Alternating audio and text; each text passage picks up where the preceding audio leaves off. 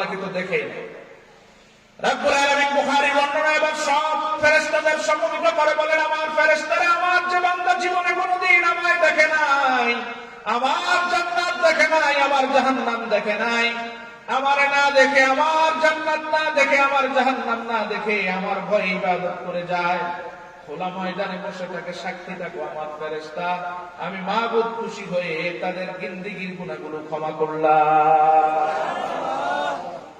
বুখারীর হাদিস অস্বীকার করা যাবে? কথা কন। আল্লাহ ইচ্ছা করলে ক্ষমা করতে পারে কিনা? এগুলো সুযোগ দেন আল্লাহ। যদি তাওবার হালাত পরিপূর্ণ আপনার ভিতরে চলে আসে যে আল্লাহ আর গুনাহ করব না, পাপে আর জড়াবো না, তাহলে একটা মজলিস জীবনের সব গুনাহ মাফ করে দিতে পারে। ইয়া আইয়ুহাল্লাযীনা আমানু তুবু ইলাল্লাহি তাওবাতান নাসুহা عسى ربكم أن يكفر عنكم سيئاتكم ويدخلكم جنات। রব্বুল আলামিন কোরআনুল কারীমে বলেছেন, গুনাহ মাফের জন্য আমার কাছে হাজার হাজার তওবার দরকার হয় না। রব্বুল আলামিনের কাছে যদি একনিষ্ঠভাবে হৃদয়টারে উজাড় করে দিয়ে পরবর্তীতে পাপ করবা না, এইরকম শপথ নিয়ে যদি একটা তওবা রাখতে পারো, এক তওবা দিয়ে 70 বছরের গুনাহ মাফ করি। ইউকাফিরু আনকুম সাইয়্যাতিকুম, সব গুনাহ আমি আল্লাহ মাফ করে দেই। জোরে বলেন সুবহানাল্লাহ। তওবা কয়টা? একটা যদি কবুল হয়, একটা তওবা কবুল হলে ওই তওবা দিয়ে আমি আল্লাহ সব ভুলে যাই। কারো 60, কারো 70, কারো 80, কারো 90 বছরের গুনাহ মাফ হয়ে যায়। সুবহানাল্লাহ। আসতে বলবেন। শুধুমাত্র আমি আল্লাহ এক তওবা দিয়ে গুনাহ মাফ করি না, ওয়ায়ুদখিলাকুম জান্নাত, আমারে যদি তওবা দিয়ে রাজি করাতে পারো, এক তওবাই তোমার জান্নাতে ঢোকার জন্য যথেষ্ট হয়ে যাবে। কে বলেছেন? কোন সন্দেহ আছে? এক তওবায় জীবনের গুনাহ মাফ করে, তওবার মতো তওবা যদি হয়, তাওবায়ে নাসুহা, একনিষ্ঠ দিলে পরবর্তীতে আর পাপ করব না, এরকম দৃঢ় চেতনা নিয়ে আল্লাহর কাছে তওবা করো।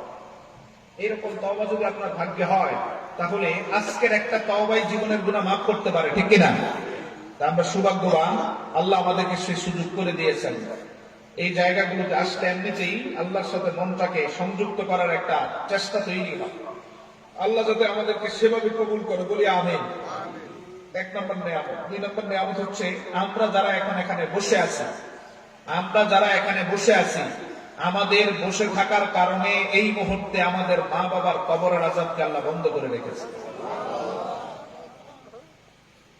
রাসূলুল্লাহ সাল্লাল্লাহু আলাইহি ওয়াসাল্লাম বলেছেন, ইবনে মাজাহ হাদিস, আল্লাহর হাবিব বলেন, ইন্নার রাজুলা লা তুরফা'ু দারাজাতুহু ফিল জান্নাতি ফায়াকুলু আন্না হাযা ইয়া আল্লাহ ফায়ুকালু বিইস্তিগফারি ওয়ালাদিকা লাক। কবরে আমাদের মা বাবা হঠাৎ দেখবেন রব্বুল আলামিন তাদের কবরের আযাবরে বন্ধ করে দিলেন।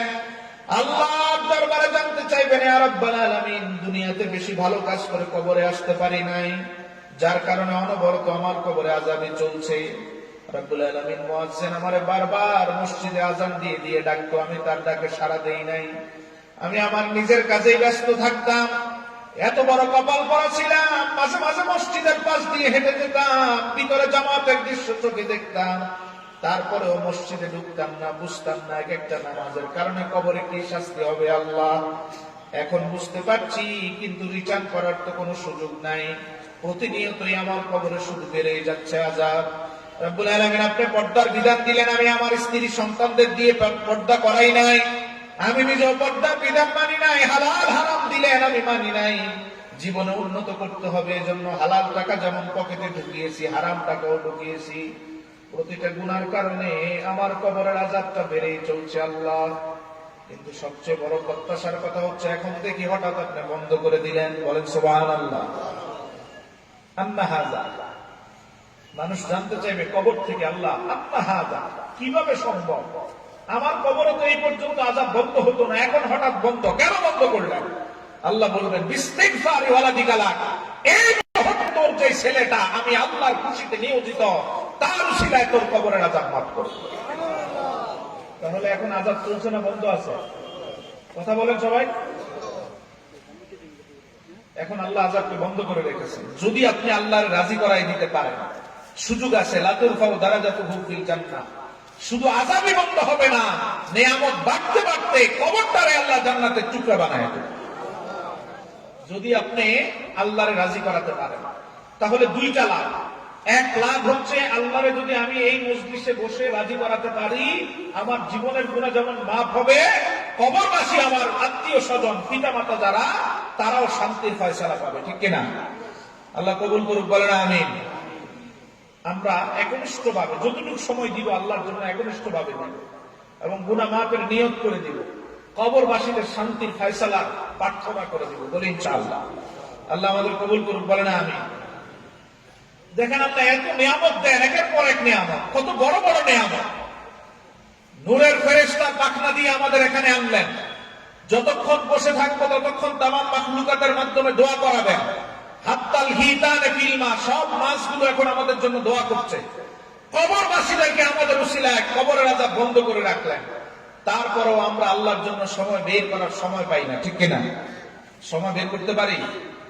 জাগতিক দুনিয়ার ব্যস্ততা আমাদের এমন ভাবে সেট করা, একনিষ্ঠ ভাবে তাহাজ্জুদের মুসল্লায় সময় দেওয়ার সময় আমাদের নাই। অথচ সাহাবায়ে কেরাম, আমরা যেমন 24 ঘন্টা পাচ্ছি, সাহাবীরা 24 ঘন্টায় পেয়েছিলেন। আমরা যেমন স্বাভাবিক জীবনযাপন করতে পারছি, সাহাবীরা এইরকম স্বাভাবিক জীবনযাপন করতে পারেন নাই। দুই বেলা ঠিকভাবে খাবারের নিশ্চয়তা অধিকাংশ দিনে পান নাই। এক বছর দিয়ে বছরের পর বছর পার করতে হয়েছে। প্রচন্ড গরমে ইবাদত চালিয়ে নিতে হয়েছে। আমরা যে সুযোগগুলো পাচ্ছি তার শতভাগের এক ভাগও পান নাই, কিন্তু তারপরেও 24 ঘন্টা সময় তারা 2 ভাগ করতেন। বলেন সুবহানাল্লাহ। কয় ভাগ করতেন? সবাই বলেন। 24 ঘন্টারে কয় ভাগ করতেন? আমরা 24 ঘন্টাকে কয় ভাগ করি? কয় ভাগ? কোন ভাগ করি? পুরো 24 ঘন্টাই তো দুনিয়ার কাছে লাগাই। সাহাবীরা 24 ঘন্টার পুরাটা দুনিয়া দুনিয়া করে বেড়াতেন না, 24 ঘন্টারে 2 ভাগ করতেন। বলেন সুবহানাল্লাহ। একটা ভাগ সময় থাকতো দুনিয়ার জন্য, আরেকটা ভাগ সময় থাকতো আল্লাহর কাছে পৌঁছার জন্য। বলি সুবহানাল্লাহ। একজন সাহাবীর কথা বলছি, সাঈদ ইবনে আমির আল-জুমাহি রাদিয়াল্লাহু তাআলা। সাঈদ ইবনে আমির আল-জুমাহি রাদিয়াল্লাহু তাআলা রাসূলুল্লাহ সাল্লাল্লাহু আলাইহি ওয়াসাল্লামের সোহবত প্রাপ্ত একজন জলিলুল কদর সাহাবী। ওমর ইবনে খাত্তাব রাদিয়াল্লাহু তাআলা যখন অর্ধ পৃথিবী শাসন করেন, তখন হিমস তথা বর্তমান সিরিয়ার মুখ্যমন্ত্রী হিসেবে ওনারে নিয়োগ দিয়েছিলেন সাঈদ ইবনে আমির আল-জুমাহি রাদিয়াল্লাহু তাআলা। একটা দেশের মুখ্যমন্ত্রী, একটা দেশের প্রধান। আর ওমর রাদিয়াল্লাহু তাআলা ছিলেন প্রায় বর্তমান মানচিত্রের 50টা দেশের সম্মিলিত প্রধানমন্ত্রী। বলেন আলহামদুলিল্লাহ। কয় দেশ? আমাদের বাংলাদেশের ছোট্ট দেশের মতো না, এইরকম কয়েকশো বাংলাদেশের এরিয়ার প্রধানমন্ত্রী ছিলেন ওমর রাদিয়াল্লাহু তাআলা। ওমর রাদিয়াল্লাহু তাআলা ওনারে হিমসে গভর্নর করে পাঠালেন সিরিয়াতে। তিনি সিরিয়াতে চলে গেলেন। প্রতি বছর উমরের শিডিউল ছিল এই 50টা ভূখণ্ড, যেগুলো উমর প্রাদেশিক সরকার ব্যবস্থা দিয়েছিলেন, সেগুলোকে তিনি প্রতি বছর বাই রোটেশন একটার পর একটাতে যেতেন, জনগণ শান্তিতে আছে কিনা দেখার জন্য। আসলে মানুষগুলো শান্তিতে আছে নাকি কষ্টে আছে এটা দেখার জন্য তিনি যেতেন। বাই রোটেশন তিনি সিরিয়াতে আসলেন, সব নেতৃস্থানীয় মানুষগুলার এইরকম বড় মাঠে জমাবেত করলেন। সমাবেত করে গভর্নরকে দাঁড় করিয়ে বলেন, আমার গভর্নরের বিরুদ্ধে কোনো অভিযোগ থাকলে দাঁড়িয়ে বলো। 3 জন লোক দাঁড়িয়ে গেলেন। কয়জন? কি সাহস দেখেন। এখন যদি আমরা সেই সুযোগ পাই, আমরা কেউ দাঁড়াবো?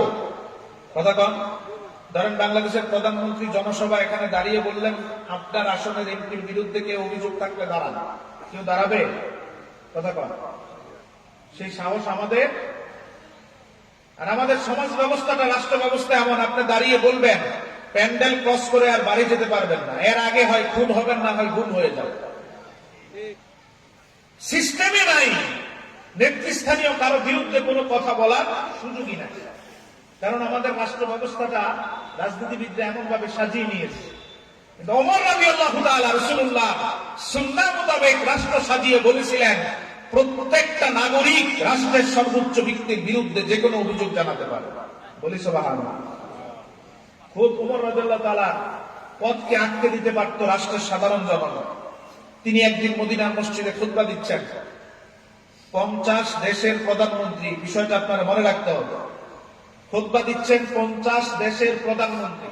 ওনার খুতবারে বন্ধ করে দিয়ে একজন দাঁড়িয়ে বললেন, আমিরুল মুমিনিন, আমার প্রশ্নের জবাব যতক্ষণ না দিবেন ততক্ষণ পর্যন্ত আপনি খুতবা চালাতে পারবেন না, বন্ধ থাকবে খুতবা, বক্তব্য বন্ধ করে দিলেন। বুখারী বর্ণনা ওমর রাদিয়াল্লাহু তাআলা আনহু বললেন, ওমর রাদিয়াল্লাহু তাআলা আনহু বললেন, আমি আমার খুতবাটারে বন্ধ করে দিলাম, তোমার প্রশ্নটা আগে বলো, জবাব দিয়ে নেই। জনগণের চাহিদা আমার নিজের চাহিদার উপরে আমি প্রাধান্য দেই। দাঁড়িয়ে বললেন, আমিরুল মুমিনিন, আজকে আপনি যেই জামাত জুব্বাটা, যেই কাপড়ের জুব্বা পরে আছেন, ওই জুব্বাটা আপনি অমুক যুদ্ধে গনিমত পেয়েছিলেন? ওমর বললেন, হ্যাঁ। তিনি বললেন, আমিরুল মুমিনিন, আমিও আপনার সাথে একজন যোদ্ধা ছিলাম, ওই যুদ্ধে আপনি যতটুকু কাপড় ভাগে পেয়েছিলেন আমিও সমান এক টুকরা কাপড় ভাগে পেয়েছিলাম। আমি আমার ঘরে এসে দেখলাম আমার টুকরা দিয়ে পূর্ণ জুব্বা হয় না, কিন্তু এখন দেখছি আপনি আপনার টুকরা দিয়ে একটা জুব্বা বানিয়ে নিয়েছেন। বাড়তি কাপড় কোত্থেকে পেলেন, আগে জবাব দেন। আপনি তো আমার সমান জামার কাপড় পেয়েছিলেন, আমারটা দিয়ে তো জামা হয় নাই, আপনারটা দিয়ে হলো কিভাবে? আপনি নিশ্চয়ই বাড়তি কাপড় নিয়েছেন, কোত্থেকে নিয়েছেন, আগে এটা জবাব বলেন। সুবহানাল্লাহ। এক টুকরা কাপড়ের জন্য 50 দেশের প্রধানমন্ত্রী ভাষণ বন্ধ করে দিলেন একজন জনগণ। এই কল্পনা কি এখন করতে পারবেন? পারবেন? এটা চেয়ারম্যানের বক্তব্য তো বন্ধ করতে পারবো না আমরা, ঠিক কিনা? ইসলাম এই শান্তিটা আমাদের দিয়েছে, আমরা এই শান্তিকে উপেক্ষা করে পশ্চিমা সিস্টেম যখনই আমাদের মাঝে নিয়ে এসেছি তখনই আমাদের মাঝে শুরু হয়েছে অশান্তি আর অশান্তি, ঠিক কিনা বলেন? এখন আর শান্তি নাই, কারণ শান্তি আল্লাহ রেখেছেন খেলাফত ব্যবস্থায়, সেটা আমরা অনেক দূরে রেখে দিয়েছি। শান্তি পেতে হলে বিশ্বকে আবার রিটার্ন হয়ে এখানে আসতে হবে, বলেন আমিন। ওমর রাদিয়াল্লাহু তাআলা বললেন, আমার প্রশ্নের জবাব আমি দিব না, আমার ছেলে আব্দুল্লাহ দাঁড়াও। মসজিদে নববীতে আব্দুল্লাহ ইবনে ওমর দাঁড়ালেন, দাঁড়িয়ে বললেন, ভাই, আপনি যেই প্রশ্ন করেছেন বড়ই যৌক্তিক প্রশ্ন এবং স্পর্শকাতর প্রশ্ন। আমার বাবার পক্ষ থেকে আমি আমার জবাবটা উল্লেখ করছি। যে যুদ্ধে আপনি এক টুকরা কাপড় পেয়েছিলেন, আমার বাবা ওমর ইবনুল খাত্তাব সমান এক টুকরা কাপড় পেয়েছিলেন। আমিও সেই যুদ্ধে ছিলাম, আমিও এক টুকরা কাপড় পেয়েছি। ঘরে ঢুকে যখন দেখলাম আমার টুকরা দিয়ে আমার জামা হয় না, আবার বাবারটা দিয়ে বাবারও হয় না, আমি আমারটা বাবারে দিয়ে বললাম, দুইটা মিলিয়ে আপনি একটা জুব্বা বানান। আমার বাবা রাষ্ট্রের 1 ইঞ্চি কাপড়ও আত্মসাৎ করে নাই, এদিক সেদিক করে নাই। আমার কাপড় দেওয়ার পরে 2 জনের কাপড় দিয়ে বাবার পূর্ণ জুব্বা হয়েছে। আল্লাহু আকবার। এক টুকরা কাপড়ের হিসাব আছে না নাই? আর এখন 1000 কোটি টাকার হিসাব পাওয়া যায় না, ঠিক কিনা? হিসাব দেখারও কেউ নাই, নেওয়ারও কেউ নাই, অথচ টাকাগুলো আমাদের। টাকাগুলো কার? কারণ হচ্ছে আমরা যে রাস্তায় শান্তি খুঁজতেছি, এই রাস্তায় শান্তি আছে রাসূলুল্লাহ যেটা দিয়ে গেছেন ওই জায়গা। ওমর রাদিয়াল্লাহু তাআলা সবাইকে সমবেত করে বললেন, কার কোন অভিযোগ? দাঁড়াও। 3 জন দাঁড়িয়ে বললেন। প্রথম জন বললেন, আমিরুল মুমিনিন, আপনি যারা গভর্নর করলেন, আমরা জানি আপনি 50 দেশের প্রধানমন্ত্রী হওয়ার পরেও প্রতিদিন ফজরের নামাজের পরে অফিস শুরু করেন। আর আমাদের যারা গভর্নর করলেন তিনি প্রতিদিন 2-3 ঘন্টা দেরি করে আসেন। আপনি যেখানে প্রতিদিন ফজরের পরে আসতে পারেন, আপনার অধীনস্থ ব্যক্তিটা কেন 2 ঘন্টা দেরি করবে জানতে চাই। আপনি মেইন, সব ক্ষমতার কেন্দ্রবিন্দু আপনি প্রতিদিন ফজরের পরে অফিস শুরু করেন। আপনি নিয়ম করেছেন ফজরের পরে অফিস শুরু হবে, অফিস আদালত শুরু হবে ফজরের নামাজের সাথে সাথে, ইশরাকের পরেই, ব্যক্তিগত জিকির আজকারের পরেই অফিসিয়াল কাজ শুরু হবে। কিন্তু আমাদের গভর্নর প্রতিদিন 2 থেকে 3 ঘন্টা দেরি করে তারপরে আসে, 8টা-9টার দিকে আসে। ওমর রাদিয়াল্লাহু তাআলা রাগান্বিত হলেন, এটা তো আমার সিস্টেমের খেলাফ এবং রাষ্ট্রীয় কাজে ফাঁকির সমতুল্য, মানুষের সাথে মানুষের হক নিয়ে ছিনিমিনি খেলা। রাগান্বিত হয়ে সাইদ ইবনে আমরের দিকে তাকালেন, তাকিয়ে বললেন, আগের 3টা প্রশ্নই নিয়ে নেই, 2 নাম্বার ব্যক্তি দাঁড়াও। দ্বিতীয় ব্যক্তি দাঁড়ালেন, বললেন, আমিরুল মুমিনিন, আপনি তো রাষ্ট্র থেকে কোনোদিন কোনোভাবে ছুটি নেন না, অথবা রাষ্ট্রের কাজের মাঝেও কোনোদিন ব্যাঘাত ঘটান না। ফজর থেকে আসা পর্যন্ত অফিসে থাকেন, আবার এশার নামাজের পর থেকে ফজর পর্যন্ত মধ্যরাতে কেউ আপনার দরজায় কড়া নাড়লে আপনি কড়া খুলে দেন। কিন্তু আমাদের যারা গভর্নর করলেন তিনি এশা পর্যন্ত এখানেই থাকেন, এশার পরে আমরা ওনার কাছে গেলে উনি দেখা দেন না। কেন দেখা দেন না জানতে চাই। কেমন জনগণ দেখেন, ফজরের পর থেকে এশার নামাজ পর্যন্ত তাদের সাথে থাকেন, তাদের সমস্যা সমাধান করেন। এশার পরে ব্যক্তিগত রেস্টের সময়, ওই সময় ওনারে ডাকলে কেন ডাকে সাড়া দেন না, তার জবাব চাই। ওমর রাদিয়াল্লাহু তাআলা বললেন, যেখানে আমি নিজে মুসান্নাফ ইবনে আবি শাইবার হাদিস, একদিন রাতের মধ্যরাতে বেলাল ইবনে হারিস আল মুজানি রাদিয়াল্লাহু তাআলা ওমর রাদিয়াল্লাহু তাআলা দরজায় কড়া নাড়লেন রাত 1টার দিকে। তিনি দরজা খুলে বললেন, কেন এসেছো? বেলাল বললেন, আমি একটা স্বপ্নে দেখেছি, স্বপ্নের ব্যাখ্যার জন্য এসেছি। আমি ছোট্ট স্বপ্নের ব্যাখ্যার জন্য আমার দরজাটা খোলা রাখি, কোন জনগণ যাতে আমার দরজা থেকে ফিরে না যায় সেই ব্যবস্থা আমি নিজেও ফলো করি, আমার অধীনস্থদেরকে বলে দেই। কিন্তু আমার নিচে থেকে, আমার অধীনে থেকে তিনি কেন এসার পরে আপনাদের সাথে সাক্ষাৎ দিবেন না? এটা গুরুতর অন্যায়। ওমর রাদিয়াল্লাহু তাআলা এবার ঘোষণা দিলেন, যদি এই অভিযোগগুলোর জবাব তুমি এখানে দিতে না পারো তাহলে আমি নিজের তরবারি দিয়ে মুখ্যমন্ত্রীকে বলছেন তোমার গর্দান সবার সামনে ফেলে দেব। বলেন সুবহানাল্লাহ। কারণ আমাদের বিচার হচ্ছে সুস্পষ্ট বিচার। আমাদের ইসলামের বিচার নীতিতে কোনো অস্পষ্টতা নাই, কোনো দীর্ঘসূত্রতা নাই। তাৎক্ষণিক বিচার তাৎক্ষণিক ভাবে করে দেওয়া রাসূলের সুন্নাহ।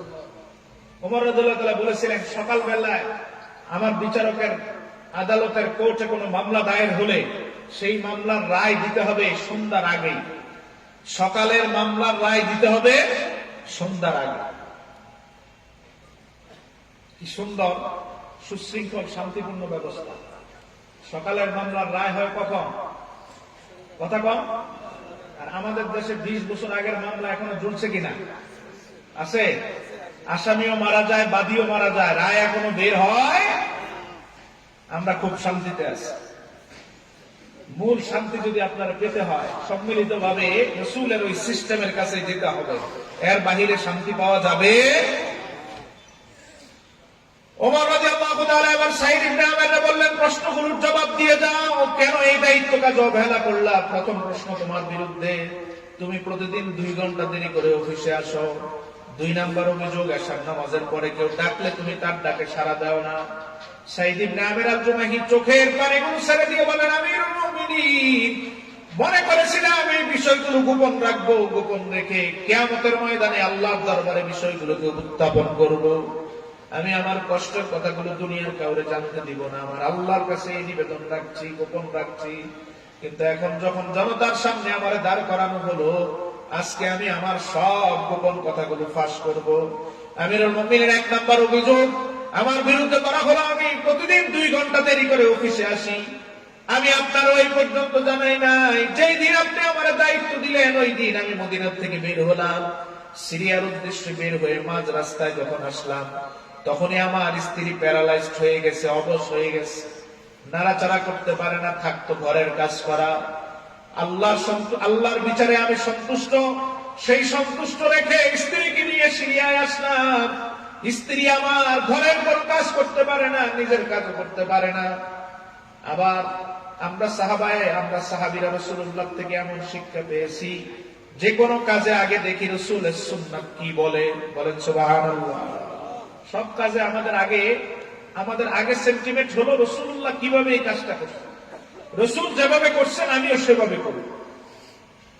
একদিকে স্ত্রী প্যারালাইজড হয়ে ঘরে বসা, আরেকদিকে পারিবারিক কাজ তো করতে হবে।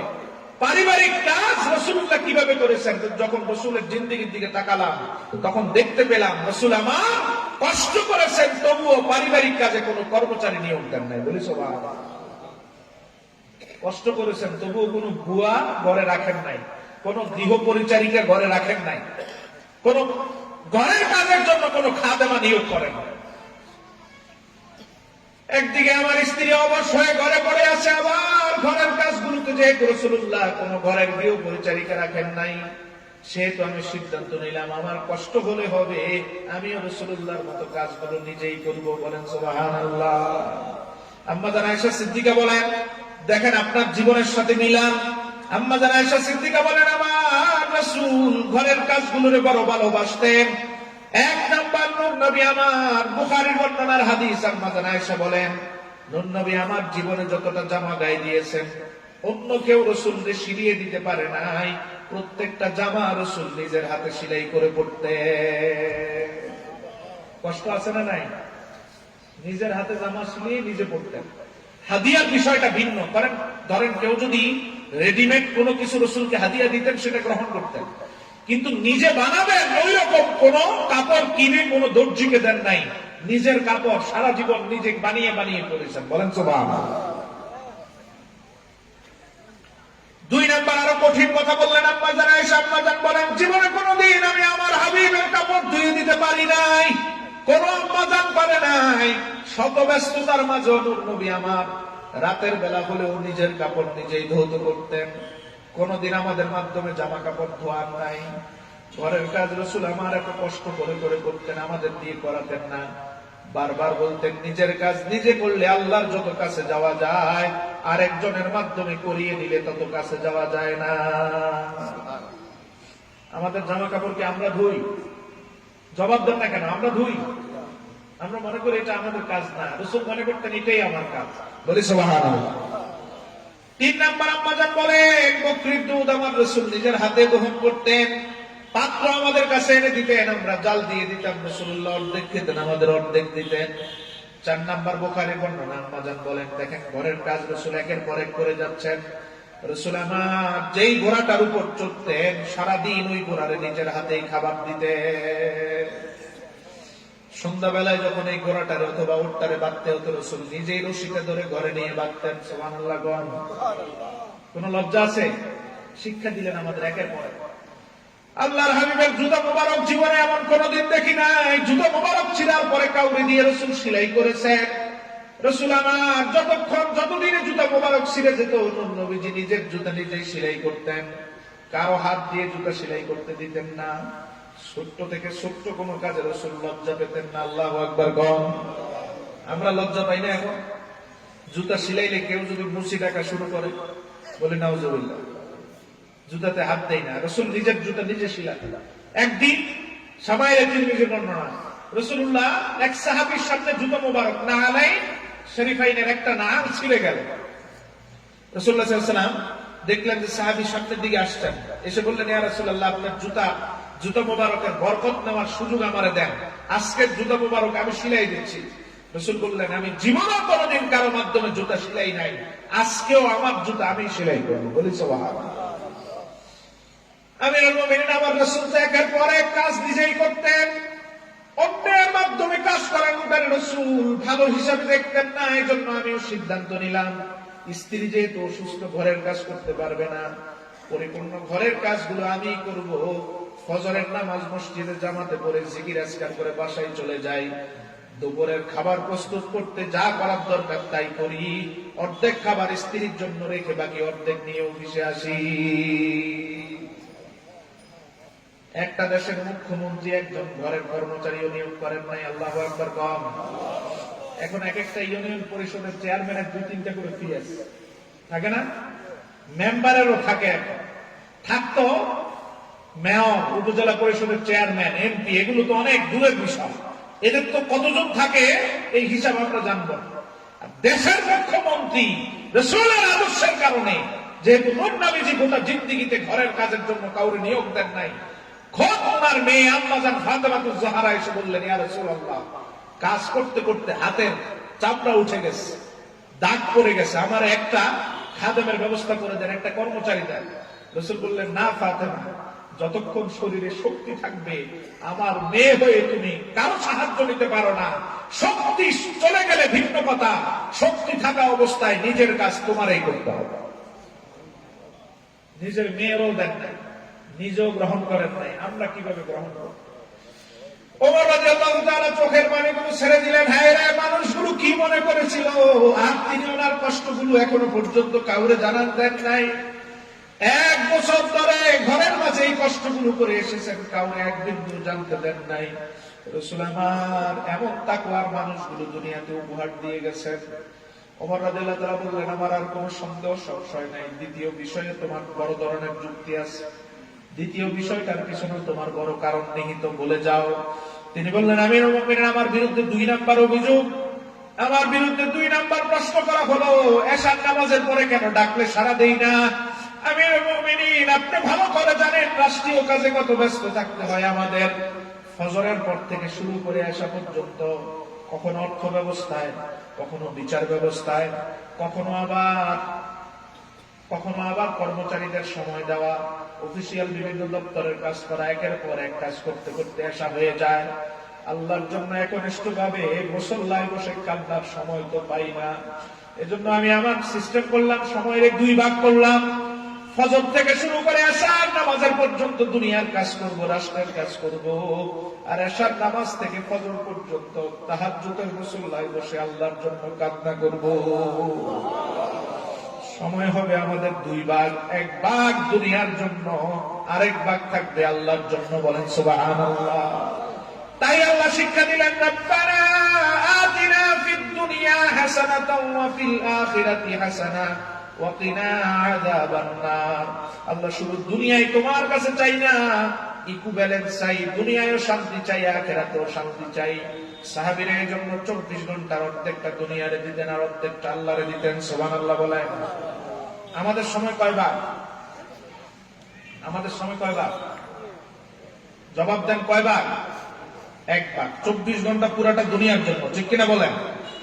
24 ঘন্টা পুরাটা দুনিয়ার জন্য। আমাদের সময়ে বাড়তি কোনো ভাগ নাই।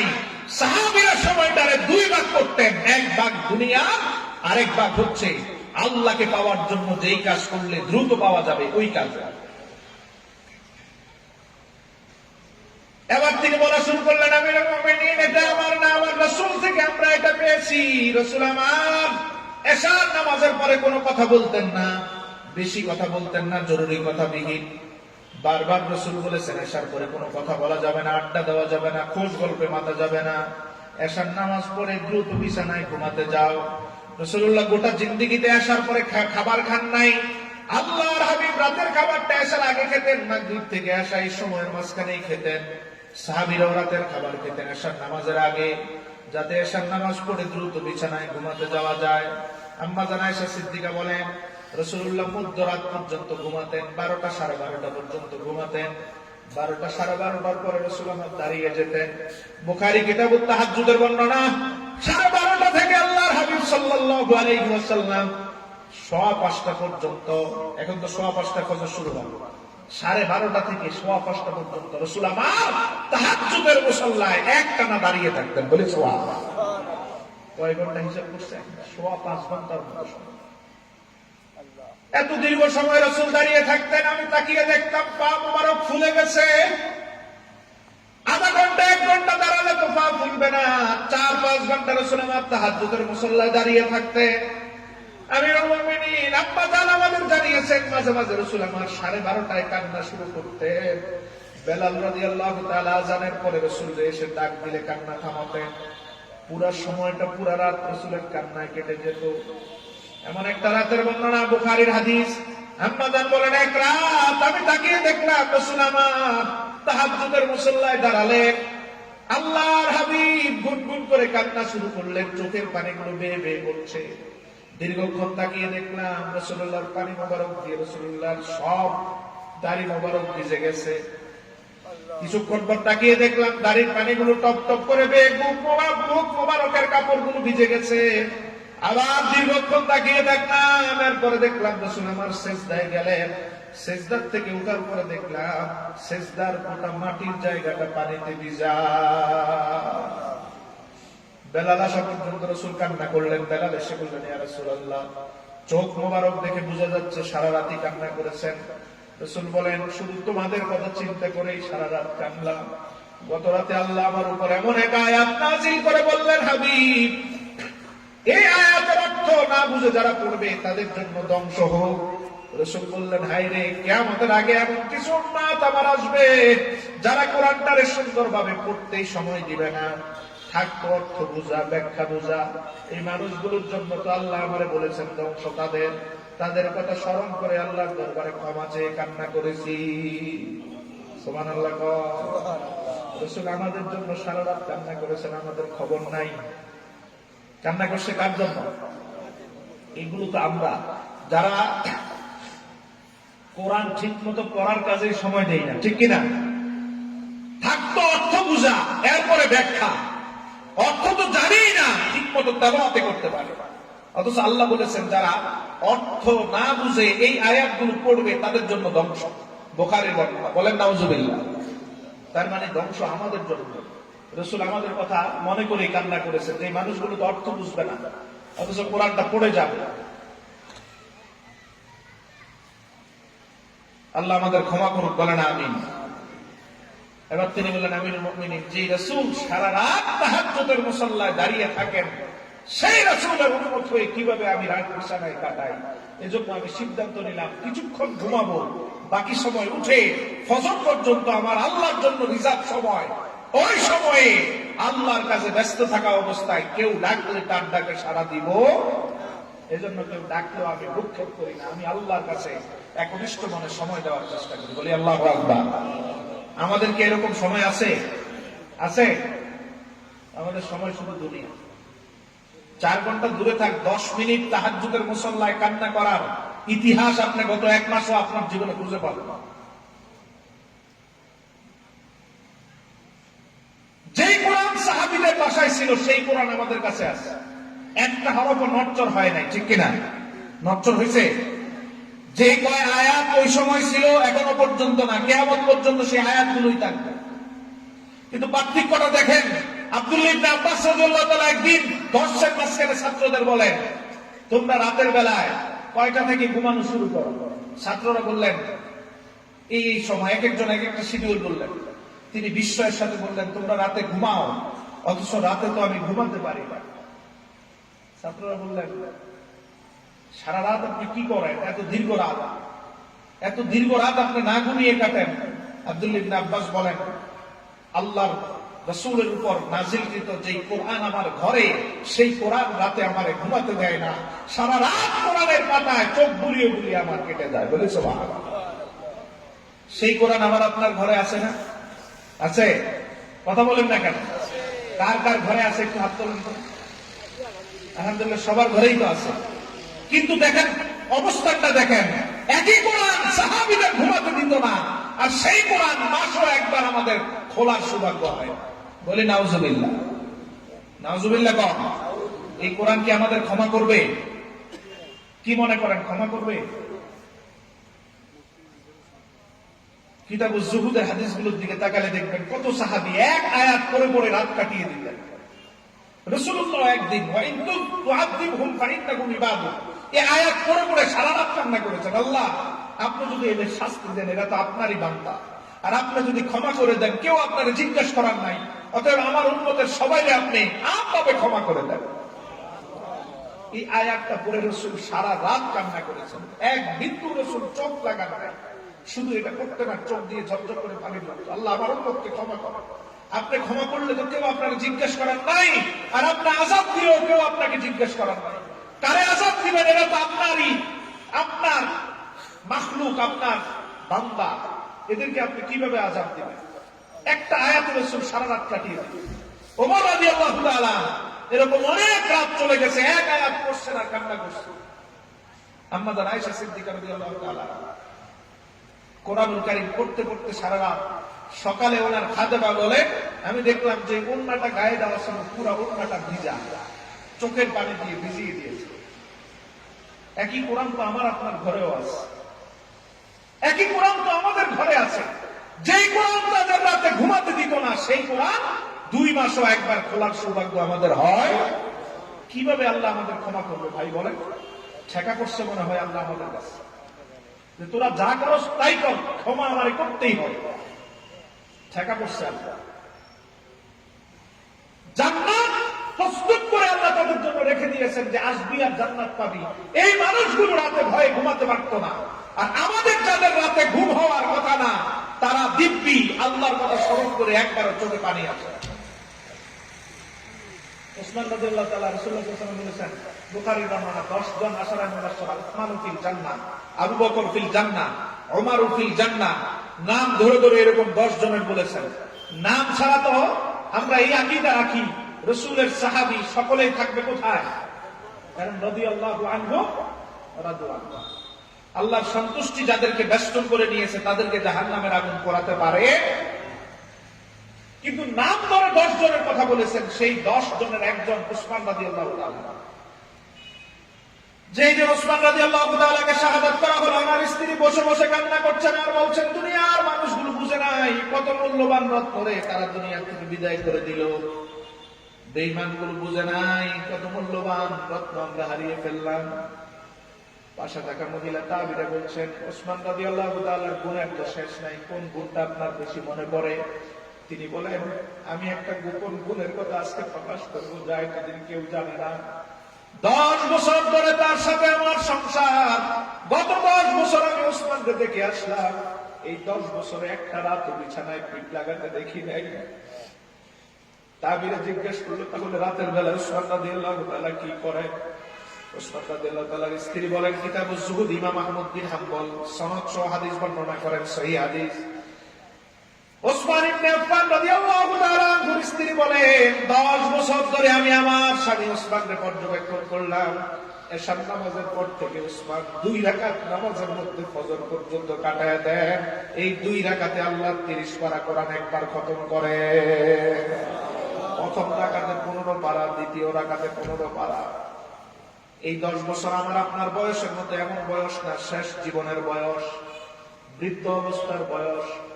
ভাই একটু চিন্তা করেন, যাদেরকে আল্লাহ জান্নাতের গ্যারান্টি দিয়ে রাসূলুল্লাহ সাবানিতে নাম পর্যন্ত ঘোষণা করলেন, তারা রাতের বেলায় 2 চোখ বন্ধ করে ঘুমাতে পারে না। আর আমরা যারা আল্লাহর কাছে বেশি কান্না করার দরকার, আমাদের চোখে পানি আসে না। অবস্থাটা পুরো ভিন্ন। আল্লাহ আমাদের ক্ষমা করুক, তারপর আশা করি, বলে না আমিন। আরো জোরে করে আমিন। তাদের সময় ছিল 2 ভাগ। কয় ভাগ? তিনি তো খলিফা ছিলেন, শেষ দিন পর্যন্ত খলিফা ছিলেন। খেলাফতের কাজগুলো দিনে করতেন আর রাতের বেলায় 2 রাকাত নামাজে রাত কাটায়। আর এই 2 রাকাতে কোরআন দ্বারা একবার খতম করতেন। সুবহানাল্লাহ। 10 বছরে যত রাত গেল, প্রত্যেক রাতে একবার করে নামাজেই কোরআন খতম করতেন। অথচ তিনি কোথায়? জান্নাত। শুধু জান্নাতের ভাই, এদেরকে আল্লাহ কোন ঘরে রাখবেন সেই ঘরটাও রাসূলুল্লাহর আগে দেখায় দিয়েছে। মুসনাদ আহমদের হাদিস, রাসূলুল্লাহ ফজরের নামাজের পর একদিন বলেন, সাহাবীরা, গত রাতে আল্লাহ আমারে জান্নাতে নিলেন। জান্নাতে গিয়ে ঢুকেই আমি এত সুন্দর একটা অট্টালিকা দেখলাম, প্রাসাদ দেখলাম, দেখে আমার নয়ন জুড়িয়ে গেছে। এমন সুন্দর কারুকার্য করা, যার ভিতর থেকে বাহির, বাহির থেকে ভিতর সব স্পষ্ট দেখা যায়, এরকম সুন্দর ডিজাইনের ঘর। আমি কাছে গেলাম। এবার আমি জিবরিলের মাধ্যমে আল্লাহকে জিজ্ঞেস করলাম, মাবুদ, এটা কার জন্য আপনি এত সুন্দর বাড়ি বানিয়েছেন? জান্নাতে যে ঢুকবে সেই একবার এখানে দেখা অথবা ভিতরে ঢোকার ইচ্ছা পোষণ করবে। এত সুন্দর বাড়ি, এত সুন্দর ডিজাইনের বাড়ি। রাসূল বলেন, আল্লাহ আমারে জবাব দিলেন, এই বাড়িটা আমি বানিয়ে রেখেছি ওমর ইবনে খাত্তাবের জন্য। এই বাড়ি ওমরের জন্য। যে মানুষগুলো দুনিয়ায় থাকতে জান্নাতে আল্লাহ প্রাসাদ নির্মাণ করেন, এরা রাতের বেলায় ঘুমাতে পারত না। এরা সারা রাত চোখে পানি দিয়ে তাদের রাতটা পার করত। ইমাম আহমদ বিন হাম্বল মুসনাদ আহমদে বর্ণনা করেছেন, ওমর রাদিয়াল্লাহু তাআলা ইন্তেকালের আগে ওনার এই 2 চোখের এই জায়গাগুলো দাগ পড়ে গেছে, শুধু চোখের পানি পড়তে। ঘরে আলাদা একটা রুম ছিল, এই রুমটা শুধু কান্নার জন্য। রাতের বেলা এই রুমের দরজা বন্ধ করে চিৎকার করে করে কাঁদতেন, আল্লাহ, এই উমরকে যদি আপনি ক্ষমা না করেন তাহলে এই উমর তার গোটা জিন্দেগিটা বৃথা হয়ে যাবে। শুধু ক্ষমার জন্য কান্না করতেন। অথচ জান্নাতের গ্যারান্টি তাদের ব্যাপারে রাসূল আগেই এই বিষয়গুলো আমাদের জন্য করে গেছে। তোদের কিরকম কান্না করা উচিত একবার ভেবে দেখ। কিরকম সময় তাহাজ্জুদের মুসল্লায় থাকা উচিত, কিরকম সময় আল্লাহর জন্য একনিষ্ঠ ব্যয় করা উচিত, এগুলো আমাদের জন্য শিক্ষা রেখে গেছে। আল্লাহ আমাদের বুঝার তৌফিক দান করুক, বলেন আমিন। সবাই জোরে বলেন আমিন। আবার বলেন আমিন। এখন থেকে কিছু সময় আল্লাহর জন্য আমরা দিব বলে ইনশাআল্লাহ। জোরে কর। কেন কোরআন নিয়ে সারা রাত করে থাকতেন? কারণ রাসূল বলেছেন কিয়ামতের ময়দানে দুইটা আমল শুধু আল্লাহর কাছে মুখ খুলে কথা বলবে, আর কোন আমল মুখ খুলে কথা বলবে না। অন্য যত আমল আপনি করেন সবগুলো সওয়াব পাবেন। কথা ভালো করে বুঝেন, সবগুলো সওয়াব পাবেন। নামাজ পড়ছেন, নামাজের সওয়াব পেয়ে যাবেন। দান সদকা করেন, সওয়াব পেয়ে যাবেন। হজ করেন, সওয়াব পাবেন। জিহাদ করেন, সওয়াব পাবেন। কিন্তু দুইটা আমল করলে সওয়াব তো পাবেনই, পাশাপাশি এগুলো জবাব হলে কিয়ামতে জান্নাতে যাওয়ার আগ পর্যন্ত আপনার জন্য কান্না করবে। সুবহানাল্লাহ। বুখারীর বর্ণনা, আল্লাহর হাবিব বলেন আস-সিয়াম ওয়াল কুরআন ইয়াশফাআন ইনদার রাbb। দুই আমল কিয়ামতের ময়দানে আল্লাহর দরবারে কান্না করে করে আপনার জান্নাতে নেওয়ার জন্য সহযোগিতা করবে। আপনি দেখেন আপনার ভিতরে আমলগুলো আছে কিনা। এক নাম্বার আস-সিয়াম, রোজা। কিয়ামতের ময়দানে শুধু আপনার সওয়াব দিবে না, জান্নাতে যাওয়ার আগ পর্যন্ত আল্লাহর কাছে নাছোড়বান্দা হয়ে প্রার্থনা করতে থাকবে। আল্লাহরে বলবে ইন্নী মানাতুহু তাআম। বাবু সারাদিন হরেক রকমের খাবার তার চোখের সামনে করতো, তারপরও খাবারগুলো খায় নাই। আমি রোজা তারে খাবার থেকে বিরত রেখেছি, অতএব আপনিও তারে এখন জাহান্নাম থেকে বিরত রাখা লাগবে। কোরআন আল্লাহর দরবারে বলবেন রব্বুল আলামিন, কত মানুষ রাতের বেলায় ঘুমাতো, আমার পাগলটা রাতে ঘুমাতো না, সারা রাত আমি কোরআনের পিছনে সময় দিত। ইন্নী মানাতুহুন নিয়াম, আমি তার চোখের ঘুম কেড়ে নিয়েছি দুনিয়ায়। অতএব আপনি এখন জান্নাত না দেওয়া পর্যন্ত আমিও আমার সুপারিশ করা বন্ধ করব না। রাসূল বলেন ফায়ুশাফিআন, এই দুইটার সুপারিশে রব্বুল আলামিন অনেক বান্দারে জাহান্নামে যাওয়ার কথা কিন্তু দিবেন জান্নাতে। আপনি আবার বিচার করেন তো, কোরআন আপনার পক্ষে আসবে নাকি বিপক্ষে আসবে? টাকা পড়ছে কোরআনে, সারা জীবন কোরআন শিখারও চেষ্টা করলেন না। কোরআনে আল্লাহ কি বলছে এগুলো তো আপনি বুঝান, এগুলো তো আপনার সিলেবাসের বাহিরে। কি বলছে, কেন পাঠালো, এগুলো আপনার বাহিরে বাদ দিলাম। সহিভাবে তেলাওয়াতের চেষ্টা করলেন না, ভালোভাবে মাখরাজ আদায়ের চেষ্টা করলেন না, সিফাত আদায়ের চেষ্টা করলেন না। আর কোরআন আপনার পাশে থাকতেই হবে এরকম। কোরআনের সাথে ইনসাফ করুন, কোরআন আপনার কোন জায়গায় ভুলবে না। হাদিসগুলোর দিকে লক্ষ্য করুন। সাকারাতুল মাউত, সব মানুষের মৃত্যু যন্ত্রণা হবে, কিন্তু কোরআনের প্রেমিকদের মৃত্যু যন্ত্রণা কোরআন ওই সময় থামিয়ে দিবে। বলেন সুবহানাল্লাহ। রাসূলের জন্য বলেছেন ইকরাউ ইয়াসিন ইনদা মাউতিকুম, মৃত্যু যন্ত্রণায় চটপট করা রোগীর সামনে কোরআনের একটা গুরুত্বপূর্ণ সূরা ইয়াসিন পড়ো, ইয়াসিনের বদৌলতে তার মৃত্যু যন্ত্রণা লাঘব হয়ে যায়। তো কোরআন মৃত্যু যন্ত্রণা কমায় দেয় কিনা? কথা বলেন, কথা কি বুঝেন না ভাই? কোরআন মৃত্যুর যন্ত্রণা দূর করে দেয় কিনা?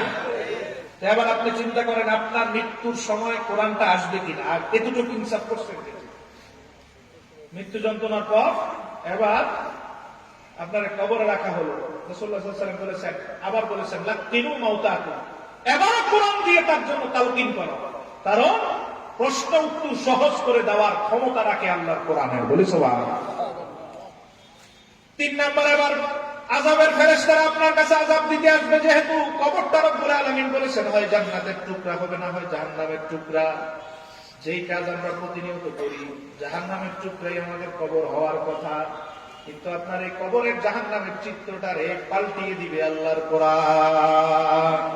মুসলিমের বর্ণনা, রাসূল বলেন বান্দার মাথার দিকে কোরআন দাঁড়িয়ে যাবে, আযাবের ফেরেশতাগুলো বলবে আমার দিক থেকে ঢোকার রাস্তা নাই।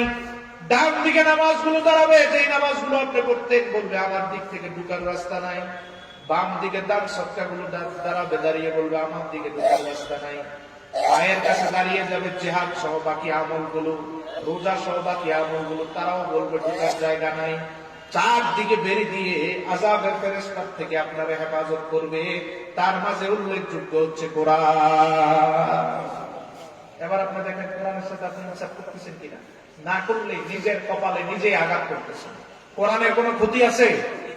আপনি যে না শিখে বৃদ্ধ বয়স পর্যন্ত পার করে দিলেন, কোরআনের ক্ষতি হয় মনে হয়?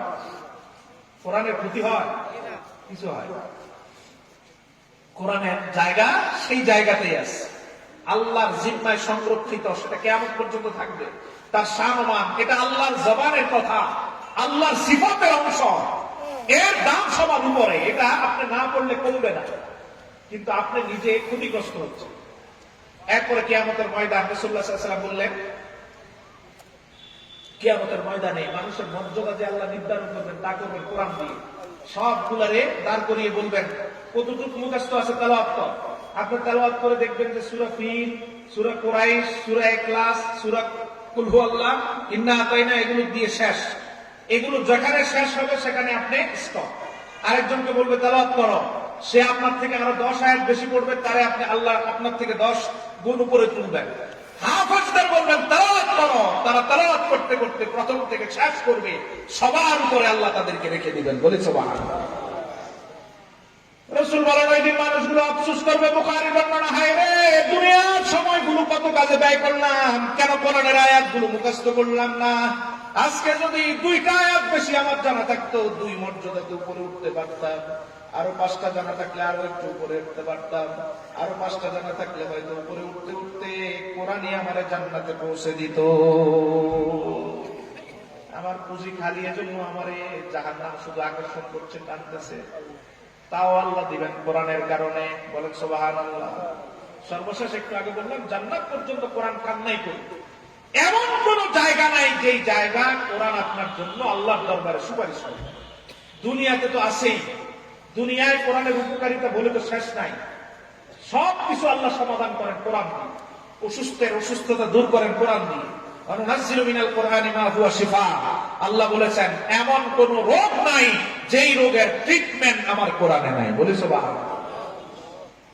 কি ক্যান্সার, কি ডায়াবেটিস, কি বুকের ব্যথা, লিভার সিরোসিস, যা বলো, যত যত রোগ, সব রোগ আমার কোরআন দূর করতে পারে। সুবহানাল্লাহ জোরে বল। কোরআন তোমার মাথার উপরের বিপদ দূর করে। এরকম অনেক নিয়ামত প্রতি হরফে তোমার 10 নেকি করে দেয়। দুনিয়ার নিয়ামত তো বলে শেষ করা যাবে না। শুধু মৃত্যু থেকে শুরু করে জান্নাত পর্যন্ত কোন একটা স্টেশন নাই যে স্টেশনে আপনার কোরআন ছেড়ে দেবে। আল্লাহ সেই কোরআন বেশি করে শেখার তৌফিক দান করুন। বলে না আমি মুআজ্জিজ হাজিরিন, কোরআন কেন্দ্রিক কথাগুলো শেষ, এগুলো আমরা ভালো করে বুঝি। এবার হচ্ছে মুজাদালার 22 নম্বর আয়াত যেটা তেলাওয়াত করলাম, এই আয়াতের উপর গুরুত্বপূর্ণ কিছু কথা। গোটা আয়াতটাতে আল্লাহ একটা কাজ আমাদেরকে করতে বলেছেন। কয়টা কাজ? সবাই জবাব দিতে হবে। কয়টা কাজ? এখনো বলেন নাই সবাই। কাজ কয়টা? আরো জোরে বলেন কয়টা? এই একটা কাজ যদি আপনি আপনার জিন্দেগিতে করতে পারেন, আল্লাহ এক কাজের বিনিময়ে আপনাকে আমাকে দিবেন 5টা পুরস্কার।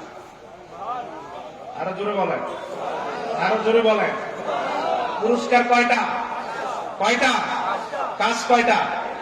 জীবন দিয়েও সেই কাজ করা যাবে কিনা? বলি ইনশাআল্লাহ। আল্লাহ রাব্বুল আলামিন বলেন, লা তাজিদু কওমান ইউমিনুনা বিল্লাহি ওয়াল ইয়াউমিল আখির ইউয়াদ্দুনা মান আদাল্লাহা ওয়া রাসূলা।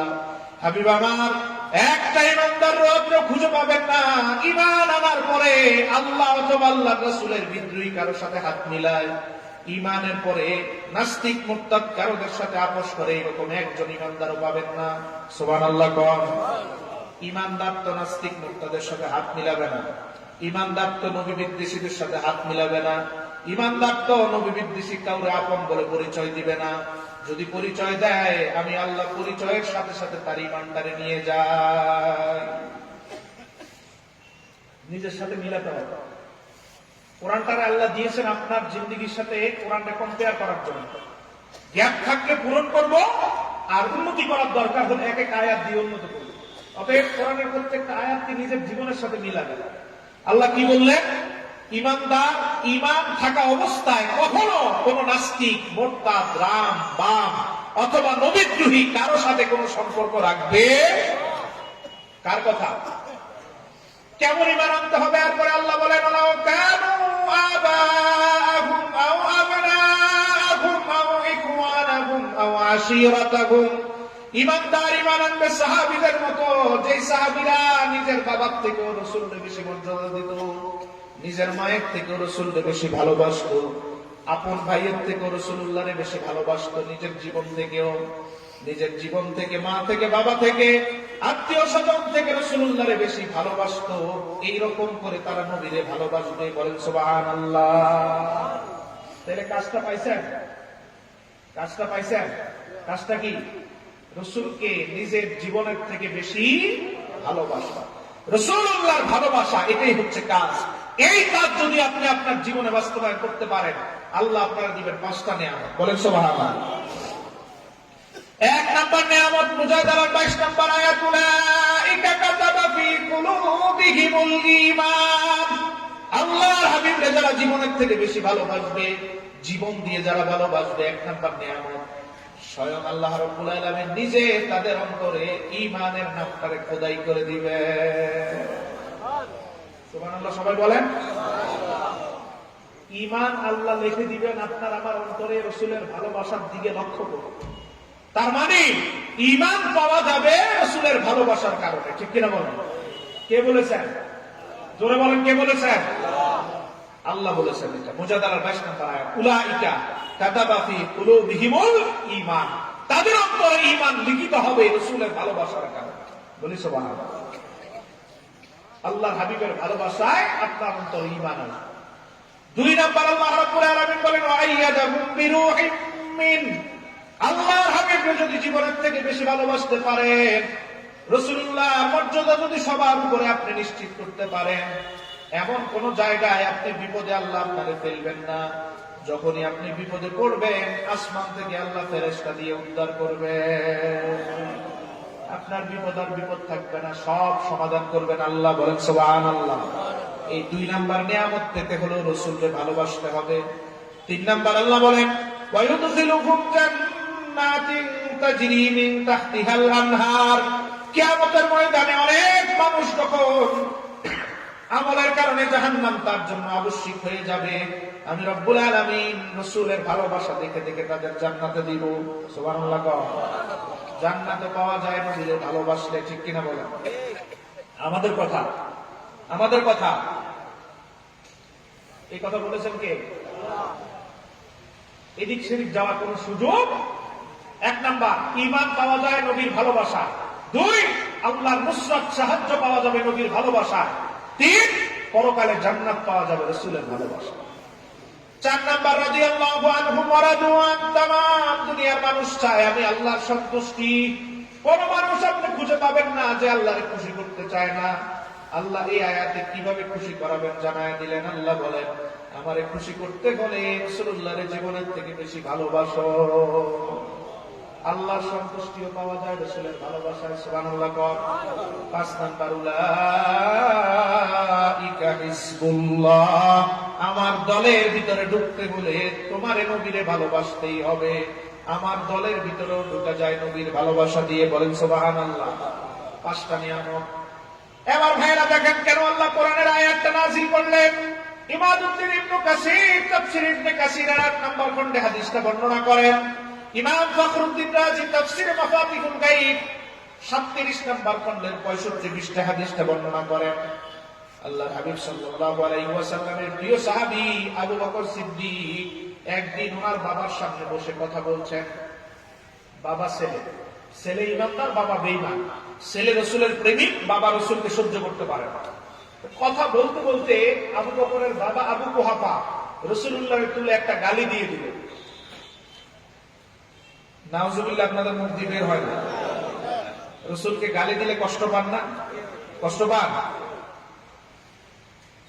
মৃত্যু যন্ত্রণার থেকেও যদি বেশি কষ্ট না পান তাহলে ঈমানদার বলা যাবে? তো বাবা আবু কুহাফা রাসূলুল্লাহর তুলে একটা গালি দিয়ে দিল। ছেলে তো ঈমানদার, আবু বকর আমার আপনার মতো তো ঈমান চোরা না, কম্প্রোমাইজ করার মানসিকতা তো নাই। আবু বকরের সামনে রাসূলের বিরুদ্ধে কথা বলছে। আবু বকর সিদ্দিক অগ্নিবর্ণ হয়ে গেলেন, লাল হয়ে গেল চেহারা। একবার ডান দিকে তাকান, আবার বাম দিকে তাকান। বাবা বুঝতে পারতেছে না কেন ডানে বামে তাকায়। ডানে বামে তাকিয়ে দেখলেন কিছু নাই, পিছনের দিকে তাকিয়ে দেখলেন খেজুরের একটা কাঠের খণ্ড দেখা যায়। আল্লাহর হাবিবের প্রিয় সাহাবী পিছনে যখন দেখলেন খেজুরের কাঠের খণ্ডটা দেখা যায়, দৌড়ে সেখানে গেলেন, খেজুরের খণ্ডটা হাতে তুলে নিলেন। বাবা কিছু বুঝতে পারলো না। কিছু বুঝে ওঠার আগেই বাবার কপালে এবং মুখের উপরে এত জোরে আঘাত করলেন, ফিনকি দিয়ে রক্ত বের হয়ে বাবা মরুভূমিতে পড়ে গেল, অজ্ঞান হয়ে গেল। ছেলে কত কষ্ট পেলে দেখেন, নিজে আঘাত করলেন নিজের বাবারে, একটা বার পিছনে ফিরে তাকালেন না, অন্যদিকে ফিরে চলে গেলেন। কিছুক্ষণ পরে দুইজন এসে দেখে আবু বাবা পড়ে আছে, কুরাইশদের নেতা, আমাদের নেতা পড়ে আছে। দুইজন রক্ত বন্ধ করে সেটা শুশ্রূষা করে জ্ঞান ফিরা, হুশ ফিরার সাথে সাথে বাবা এত কষ্ট পেয়েছে যে আমারে আমার বাড়িতে নেওয়ার দরকার নাই, এখনই মুহাম্মদের কাছে নিয়ে যাও সাল্লাল্লাহু, সবাই বলেন সাল্লাল্লাহু আলাইহি ওয়াসাল্লাম। বাড়ি নেওয়ার আগে রাসূলের কাছে নিয়ে যাও। আমি প্রশ্ন করব, আমার ছেলের মাথাটা কেন নষ্ট করলো মুহাম্মদ? বলেন নাউজুবিল্লাহ। দুইজনে কাঁধে ভর দিয়ে রাসূলুল্লাহর সামনে নিয়ে আসছে। সেই হাদিসে পড়ে রাসূলুল্লাহর সামনে আসার পরে ইবনে কাসির হাদিসটাকে সহিহ বলেছে। রাসূলুল্লাহর সামনে আসার পরে রাসূল দেখেই অবাক হয়ে গেলেন যে আপনার এই অবস্থা কে করল? তিনি একটু রাগ করে বললেন, আমার এই অবস্থা আপনার সাথে থাকার কারণে আমার ছেলেটা বেয়াদব হয়ে আমার মাথা ফাটিয়েছে। বলেন নাউজুবিল্লাহ। রাসূলুল্লাহ সাল্লাল্লাহু আলাইহি ওয়াসাল্লাম একটু কষ্টই পেলেন, আমার আবু বকর তো এমন করার কথা না, নিশ্চয়ই ভিতরে কোনো কারণ আছে। আমার আবু বকর তো বাবার চোখের দিকে তাকিয়ে কোনো বেয়াদবি করার কথা না, কেননা আমি তো আমার সাহাবীদের শিক্ষা দেই, ফালা তাকুল লাহুমা উফ। আমি তো সাহাবীদের শিক্ষা দেই, বাবা মা যতই আচরণ করুক উফ শব্দ পর্যন্ত বের করতে পারবা না, অথবা এমন আচরণ তুমি করতে পারবা না বাবা উফ বের করতে হয়, এরকম কষ্ট দেওয়া যাবে না। আমি তো তাদের শিক্ষা দেই, ওয়াসাহিবুহুমা ফিদ দুনিয়া মারুফা, বাবা মায়ের সাথে দুনিয়ায় ভালো আচরণ করেই যেতে হবে। রে আবু বকর, তোমার সামনেই তো একদিন আবু হুরায়রা রক্তাক্ত শরীর নিয়ে আমার কাছে এসে বলল, ইয়া রাসূলুল্লাহ, ঈমান আনার কারণে আমার মা আমারে মেরে রক্তাক্ত করলো, আমি এখন কি করতে পারি? আবু হুরায়রা রাসূল বলেন, কিছু করার দরকার নাই, এখনই বাড়ি চলে যাও, আগের থেকে মায়ের সাথে বেশি ভালো আচরণ করো। আগে যতটুকু করতে তার থেকে এখন বেশি করতে হবে। তোমার সামনে তো দেখালাম মা মেরে রক্তাক্ত করলো, মায়ের কোনো প্রতিক্রিয়া করা যাবে না, মায়ের সাথে খারাপ আচরণ করা যাবে না। কেন এই কাজ করলা? আবু বকর সিদ্দিক বলেন, ইয়া রাসূলুল্লাহ, এই কাজ করা ছাড়া আমার আর কোনো উপায় ছিল না। ইয়া রাসূলুল্লাহ, দুনিয়ার সব সহ্য করে নিতে পারি, একটা কাজ সহ্য করতে পারি না। সব আমি সহ্য করতাম, দুনিয়ার কোনো কারণে বাবা মারলো, মুখ পেতে নিতাম, এই পর্যন্ত বাবা চোখের দিকে তাকিয়ে কোনো বেয়াদবি করি নাই, আজকেও করতাম না। কিন্তু এমন একটা কাজ বাবা করলো, আমি চুপ ধরে থাকার সম্ভব না। যখন আপনার তুলে গালি দিল, আমার ভিতরে এমন বেশি আন্দোলন শুরু হয়ে গেল, সিদ্ধান্ত নিলাম আরেকটা গালি দেওয়ার আগে মুখটারে বন্ধ করতে হবে, রাসূলের সাথে আরেকটা বাজে শব্দ ব্যবহার করতে যাতে না পারে। আল্লাহর হাবিব সাল্লাল্লাহু আলাইহি ওয়াসাল্লাম এবার আবু বকর আরো সত্য কথা বলছেন, ইয়া রাসূলুল্লাহ, আমার বাবার ভাগ্য বড় ভালো, আমার বাবার ভাগ্যটা বড় ভালো। ওই সময় এদিক সেদিক তাকিয়ে খেজুরের কাঠের খন্ড গেলাম, রাসূল, আমার যদি খেজুরের খন্ডটা না পেয়ে তরবারি পেতাম, ওই সময়ে আমার বাবারে আপনার গালি দেওয়ার অপরাধে দুনিয়ার থেকে বিদায় করে দিতাম। ভাগ্য ভালো, তরবারি না পেয়ে খেজুরের কাঠ পেয়েছিলাম। রব্বুল আলামিন আর কোন কথা বলতে বলেন নাই, আর কোন বলার সুযোগ দিলেন না, জিবরিলের সাথে সাথে পাঠালেন।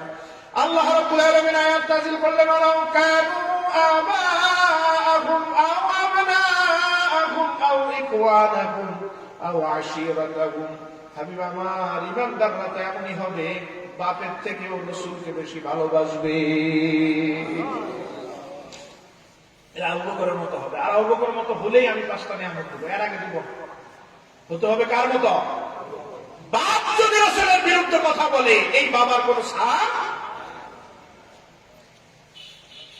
এখন তো আগে দেখি আমার দলের নেতা বলছে কি, যদি দলের নেতা বলে চুপ হয়ে যেতে হবে। আমি তো ওই দল করি, ওই দলের নেতার বিরুদ্ধে কথা বলা যাবে না। এটার নাম কি ঈমান নাকি বেঈমানি? জোরে কর। এটাই হচ্ছে।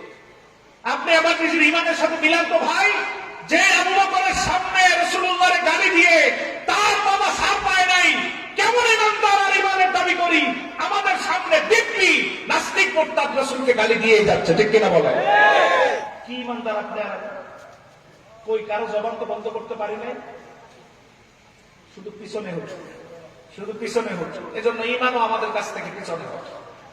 ইমানের দাবি হচ্ছে সব সহ্য করো, নবীর বিরুদ্ধে কোনো কথা সহ্য করা যাবে যেই বলে তার সাথে সব সম্পর্ক ছিন্ন। কোন দেশ করলে সেই দেশের সাথে কূটনৈতিক সকল সম্পর্ক ছিন্ন করা ইমানি দায়িত্ব, ঠিক কিনা বলে? যারা করবে না তাদের ভিতরে বিন্দু মাত্র ইমানও নাই, ইমানের সিটা ফোটাও। এত সস্তা, আর এত সস্তা হইলে আবু বকর নিজের হাতে বাবারে আঘাত করে মারার দরকার কি? আবু উবাইদা ইবনুল জাররাহ উহুদের ময়দানে নিজের হাতে বাবার মস্তক ফেলে দেওয়ার দরকার কি? উমাইর তার ভাই, তার নিজের আপন ভাইকে হত্যা করার দরকার কি? এভাবে রাসূলের অসংখ্য আত্মীয়, নিজের আত্মীয়রা ইমানের কারণে, রাসূলের মহব্বতের কারণে কেন মারতে গেল? আমাদের মতো কম্প্রোমাইজের নামে যদি ইমান হতো, তারাও তো তাদের বাবার সাথে কম্প্রোমাইজ করতে পারতো না? ইমানের নাম কম্প্রোমাইজ না। ইমানের মূল মেরিয়া মুহাম্মদুর রাসূলুল্লাহ। সেখানে আঘাত হলে কোন ইমানদার যদি বসে থাকে, তার ইমানের কোন দাম আল্লাহর কাছে। বুখারী বর্ণনায় এবার রাসূল বললেন, কোরআনের সাথে হাদিসটা মিলান, লা ইউমিনু আহাদুকুম হাত্তা আকুনা আহাব্বা ইলাইহি মিন ওয়ালিদিহি ওয়া ওয়ালাদিহি ওয়ান নাসি আজমাইন। কোরআনে আল্লাহ বললেন, রাসূলকে ভালোবাসলে ঈমান লিখে দিব। এবার হাদিসে রাসূল বলেন, ঈমানদার হওয়া যাবে না যদি আমার জীবনের থেকে বেশি না ভালোবাসো। কোরআন যা বলছে, হাদিসে তা বলছে। ঈমান মানেই হচ্ছে রাসূলুল্লাহর সবার উপরে মর্যাদা দেওয়া। সুবহানাল্লাহ কর। এই এক নম্বর নিয়ামত, ঈমান পাওয়া যাবে রাসূলের ভালোবাসা। দুই নম্বর নিয়ামত, ওয়া আইয়াদাকুম বিরূহিন মিন, আল্লাহ রাব্বুল আলামিন আসমান থেকে সাহায্য নাযিল করবেন নবীর ভালোবাসা থেকে। কতটুকু ভালোবাসা আপনার অন্তরে আছে সেটা দেখে আল্লাহ আপনার উপর নাযিল করবেন রহমত। তা দেখে আল্লাহ আপনার উপর নাযিল করবেন আল্লাহর নুসরাত, সাহায্য আসবে আল্লাহর পক্ষ থেকে। তা দেখে বদরের ময়দানে আল্লাহ আয়াতের বাস্তব নমুনা তুলে ধরলেন। বদরের যুদ্ধ ইসলামের প্রথম যুদ্ধ। মুসলমান কত ছিল? একটু সবাই বলেন কত? মাত্র 313 জন। কাফের কত ছিল? ফাসাইদা, বুখারীর শব্দ। 1000 না, 1000-এর থেকেও বেশি। সঠিক সংখ্যাটা হাদিসে নাই, মুসলমানেরটা আছে। হয় 313, 314 বা 317 বা 319। চারটা হাদিসে 4 রকম আছে। 320-এর নিচে, 311-এর উপরে এই সংখ্যা। আর কাফের ছিল 1000-এর উপরে। উপরে কত সেটা হাদিসে বলে দেওয়া হয়। 300 আর 1000, তার মানে হচ্ছে প্রতি একজন মুসলমানের বিপরীতে 3 জন কাফের, ঠিক কিনা? একজন মানুষ 3 জনের সাথে পারে? কথা বলেন, কথা বলেন। আপনারা 3 জন ধরলে পারবেন? এই দেখেন সৈন্যের অবস্থা। এবার দেখেন যুদ্ধ করতে অস্ত্রের দরকার আছে, ঠিক কিনা? খালি হাতে যুদ্ধ হবে? মুসলমানদের তরবারি ছিল ওই ময়দানে মাত্র 70টা। কয়টা? কাফের তরবারি 700-এর উপরে। বুখারীর বর্ণনা। 70 তরবারি দিয়ে 700 তরবারির বিরুদ্ধে যুদ্ধ করতে হবে। যুদ্ধ হবে? এটা জবাব দেন, যুদ্ধ হবে? 70, 700, 313, 1000-এর উপরে।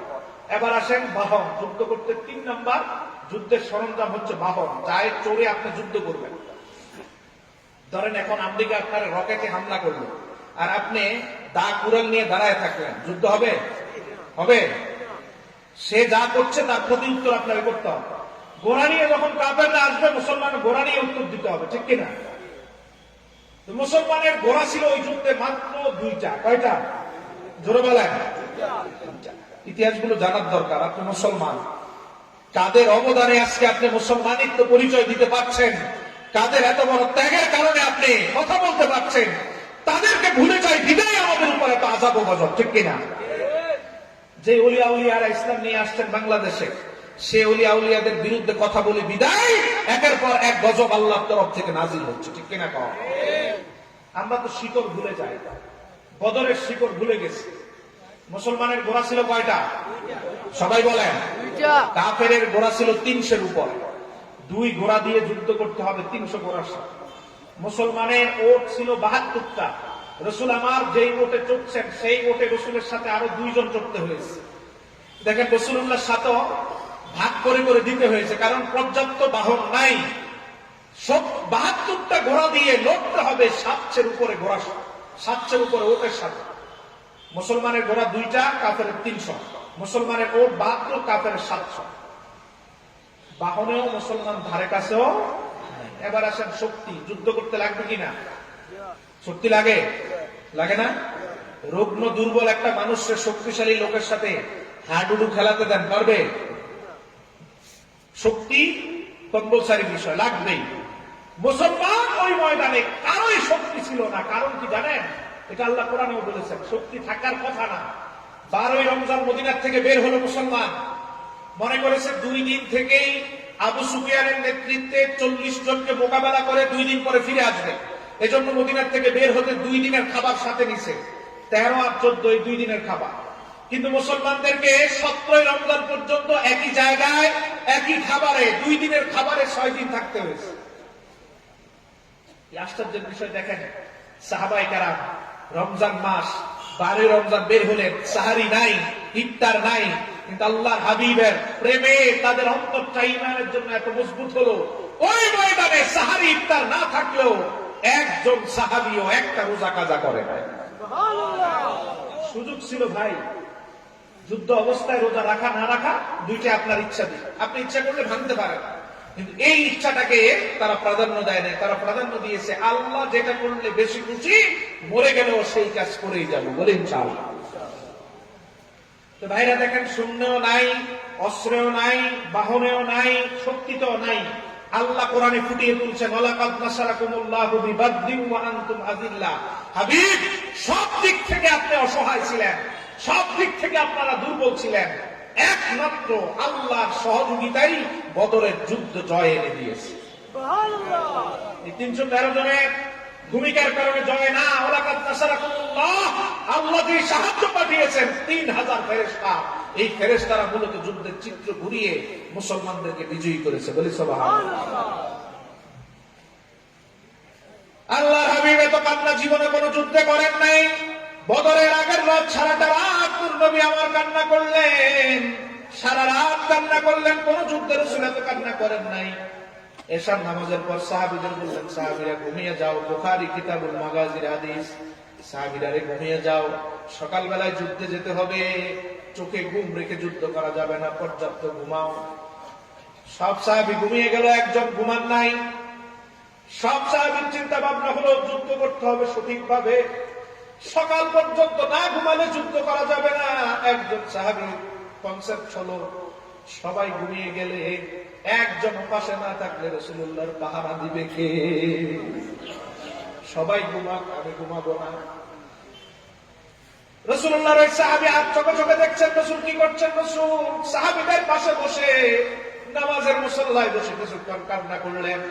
যখন রাসূলুল্লাহ কান্নার শব্দ বেড়ে যাচ্ছিল, রাসূল আমার মুসল্লাটা ধরে চাদর গায়ে দিয়ে পাশের দূরের খেজুর গাছের নিচে চলে গেলেন, কারণ কান্নার আওয়াজে কোন সাহাবী উঠে গেলে ঘুমের ডিস্টার্ব হবে। রাসূলুল্লাহ উঠে চলে গেলেন ওই খেজুর গাছের নিচে, পিছে পিছে ওই সাহাবী, যে সাহাবী সজাগ রাসূলের পাহারায়, তিনিও চলে গেলেন। আল্লাহর হাবিব কান্না করেই যাচ্ছে। কান্না যখন বেড়ে যাচ্ছিল, শরীর যখন কান্নার কারণে কাঁপতেছিল, কান্না করতে করতে চাদর মোবারক পড়ে গেল রাসূলুল্লাহ। ওই সাহাবী আবার পিছন থেকে চাদরটা তুলে দিলেন, হয়তো শীতে আমার রাসূল কষ্ট পাবেন, এজন্য চাদর তুলে দিলেন। আল্লাহর হাবিব এবার পিছনের দিকে তাকিয়ে দেখে নিশ্চয়ই কোন একজন আমার পিছনে বসা। রাসূলুল্লাহ তাকিয়ে দেখে রাসূলের পিছনে বসা আছেন আবু বকর সিদ্দিক। আবু বকর, সবাই ঘুমাতে বললাম, তুমি ঘুমাও নাই। আল্লাহর হাবিব আবু বকর বলেন, ইয়া রাসূলুল্লাহ, আপনার কদম মোবারকের পাহারা সুনিশ্চিত করার জন্য আপনি হিজরতের ঘোষণা দেওয়ার 60 দিন আগ থেকেই তো ঘুমতে তালাক দিয়েছি। মৃত্যু পর্যন্ত যদি না ঘুমাই আমার কোনো আফসোস নাই। রাসূলুল্লাহ ফজর পর্যন্ত কান্না করলেন, বারবার আল্লাহর দরবারে কান্না করলেন। আবু বকর বলেন, বুখারীর বর্ণনায়, আমি বারবার সান্ত্বনা দিলাম, ইয়া রাসূলুল্লাহ, আর এক ফোঁটা চোখের পানিও দরকার নাই। রাহমাতুল লিল আলামিনের এক ফোঁটা চোখের পানি তো দুনিয়ার ধ্বংসের জন্য যথেষ্ট। আমি নিশ্চিত, আমি নিশ্চিত আমাদের জয় আগামীকাল হবেই হবে। রাসূল বলেন, কিভাবে বুঝতে পারো রে আবু বকর? আবু বকর বলেন, ইয়া রাসূলুল্লাহ, আপনি আজকে যেই পরিমাণ কান্না করেছেন, আমার বিশ্বাস আরশের মালিক জীবনে আপনার চোখের পানি ফিরাবেন না। জয় আমাদের হবেই হবে, এটাই বিশ্বাস। আল্লাহর হাবিব সাল্লাল্লাহু আলাইহি ওয়াসাল্লাম সকালবেলায় ফজরের পরে সাহাবীদের বললেন, কান্না মাখা কণ্ঠে বললেন, রে সাহাবীরা, উচিত ছিল 313 জনের হাতে এক একটা করে তরবারি দিয়ে যুদ্ধের ময়দানে পাঠাই, কিন্তু আমাদের আর সুযোগ নাই। এজন্য তোমাদেরকে যতটুকু দরকার মাত্র 70টা, তার থেকে অনেক অনেক কম তরবারি দিলাম। এই 70 জন সামনে থাকবা, বাকি 313 জন হাতের কাছে যা পাও তাই নিয়ে যুদ্ধের ময়দানে চলে যাও। রাসূলুল্লাহ সাহাবীরা আল্লাহর হাবিবের কথাটা মানতে গিয়ে আল্লাহর হাবিবের সাহাবীরা বলেন, আল্লাহ রাসূল যেহেতু বলেছেন যা পাও তাই দিয়ে যুদ্ধের মোকাবেলা করো, সাহাবীরা পথ চলতে কেউ খেজুরের শুকনা ডাল পেলেন, সেটা হাতে তুলে নিলেন, এটা দিয়ে যুদ্ধের ময়দানে লড়ে যাব। সুবহানাল্লাহ। খেজুরের ডাল দিয়ে লড়বেন তরবারির সাথে, এর নাম ঈমান, এর নাম রাসূলের ভালোবাসা। অনেক সাহাবী বলেন আমরা খেজুরের শুকনা ডাল পেলাম না, কাঁচা ডাল তুলে নিলাম, এটা দিয়ে তরবারির সাথে যুদ্ধ করব। কিছু কিছু সাহাবী বলেন আমরা কোনো ডাল পেলাম না, মরুভূমিতে দেখলাম পাতা পড়ে আছে খেজুরের, পাতাগুলো হাতে তুলে নিলাম, এটা দিয়ে যুদ্ধ করবো, যেহেতু রাসূল বলেছেন।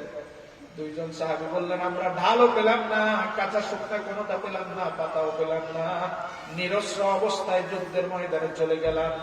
পিছনে গিয়ে তরবারি আমার সুযোগ নাই, এখনই যুদ্ধ করতে হবে। ওই দুইজন সাহাবী যুদ্ধের পরে আল্লাহর হাবিবকে বর্ণনা দেন, ইয়া রাসূলুল্লাহ যুদ্ধ করতে করতে এমন এক অবস্থায় আমার শরীরের ভিতরে এমন যুদ্ধের স্পৃহা চলে আসে, বিদায় দেব দুনিয়াটারে। এজন্য আমি আমার চক্ষুটারে বন্ধ করলাম, আঘাত দিয়ে দিয়ে আমি আল্লাহর জন্য প্রস্তুত হয়ে থাকবো। ইয়া রাসূলুল্লাহ হঠাৎ আপনার কথাটা মনে পড়ে গেল, আপনি বলেছিলেন হাতের কাছে যা পাও তাই দিয়ে মোকাবেলা করো। মোকাবেলা করতে করতে আল্লাহর সাথে সাক্ষাৎ করলো, কোনো আফসোস নাই। ইয়া রাসূলুল্লাহ আমার তো তরবারিও নাই, খেজুরের ডালও নাই, খেজুরের পাতাও নাই। মুহূর্তের মধ্যে আমার ব্রেনে আল্লাহ দিয়ে দিলেন, কিছু নাই তো কি হয়েছে, হাতে তো এখনো তোমার আঙ্গুল আছে। শাহাদাত আঙ্গুলের আসমানের দিকে উঠালাম।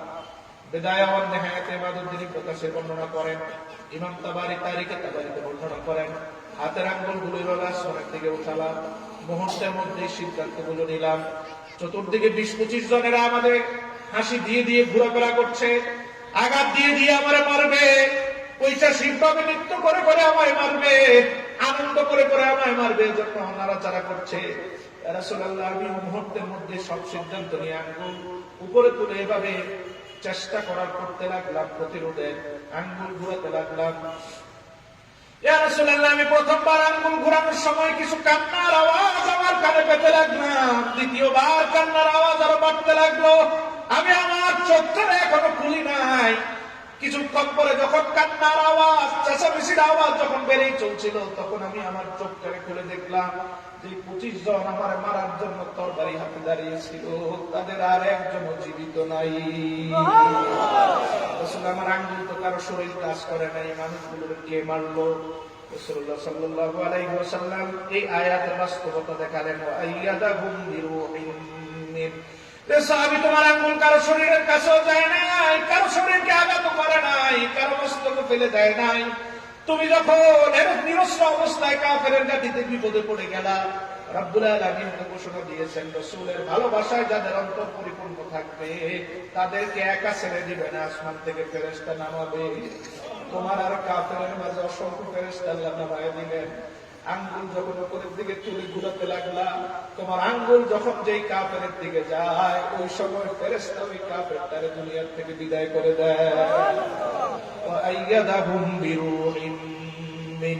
এটাই 2 নাম্বার নিয়ামত ভাই আমার। যেখানেই বিপদে পড়বেন, নবীর ভালোবাসা যদি ভিতরে সাহাবীদের মতো থাকে, আল্লাহ আপনার বিপদটারে আর বিপদ রাখবেন না, ওই জায়গায় ফেরেশতা নামিয়ে উদ্ধার করবেন। সুবহানাল্লাহ। আরো জোরে বলেন সুবহানাল্লাহ। সবাই আওয়াজ দিয়ে আবার জবাব দিতে হবে। বদরে যেই মাহবুব ছিলেন সেই মাহবুব কি এখনো আছেন? সবাই বলেন। বদরে যে আল্লাহ ছিলেন সেই আল্লাহ